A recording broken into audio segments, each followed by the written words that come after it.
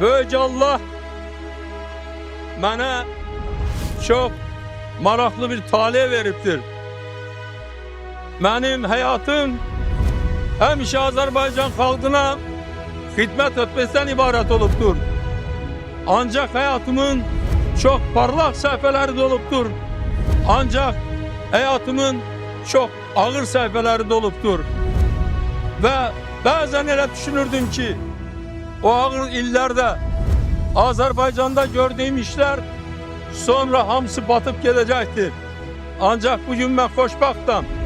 Bugün ben öz talihime minnettarım.